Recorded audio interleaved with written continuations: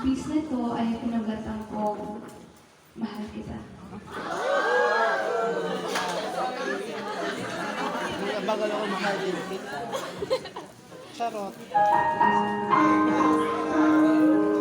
Malayo na pakalarin ako ngayon. Iniisip ang bagong araw na darating. At sa bawat hakbang, hindi ko pigilang magbilang. Magbilang ng mga taong tila sa akin nag-aabang. Nakaabang ang mga mata na nakatuon sa kamalian. Sa gitna ng mundong mapanghusga, pagkabalsat kaguluhan, mga tinig ng generasyong puno ng katanungan.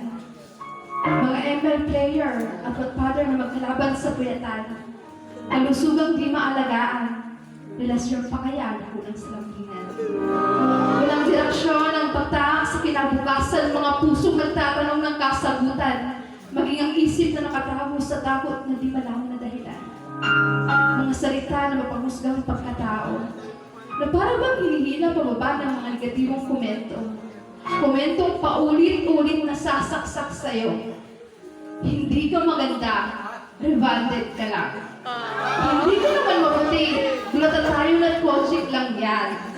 Hindi ka sexy, sadyang payat ka lang.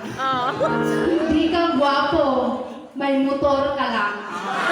Hindi porket matangkad ka, magmamayabang ka na. Mga linyang galing sa mga taong nakatuon sa pisikal na kaanyuan, mga taong takot na malamangan, kaya sa iba binabaling ang kahibangan.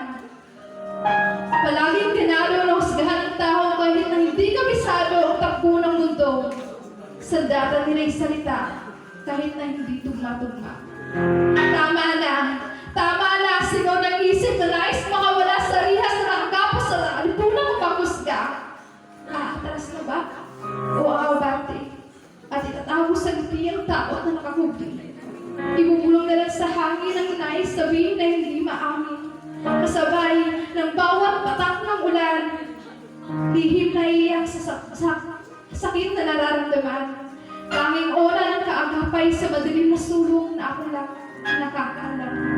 Ayoko ng ganito, nag-iisip ng kung ano-ano, nalulunod ka kaisip ng what if, habang tayo naghahanap ka na ng bago. Gamit ka ako, kapalit-palit ka ako, bakit bang katawan ko? Daming tanong na binubulong, malalay sa soberano kung magtanong, pero tama na, hindi ito isang pelikula. Tara, sabahan mo akong magbilang nang malaman ang tanong sa kasagutan. 1, 2, 3.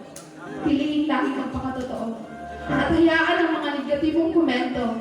4, 5, 6. Bunutin ng takot na nakatalim. Muling mamunga at isipin ikaw ay kakaiba.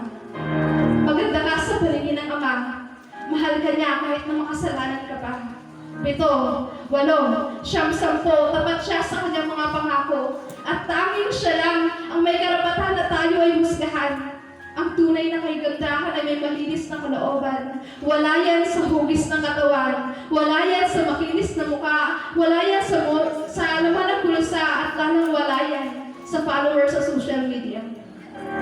Pahalagahan ng kalusugang pangkaisipan. Ibaling ang atensyon sa positibong sitwasyon. Huwag manhusga at mag-isip ng kung ano-ano pa. Tara, samahan mo akong humakbang tungo sa matiwasay na kinabukasan at iwan ang maskara ng nakaraan.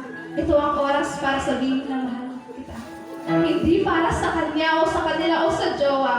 Tara, sabay-sabay natin sabihin ito sa ating sarili. Mahal kita. Bawat buhay ay mahalaga. Kaya tayo mag-ibigay. Yan ang utos ng Ama. Salamat po.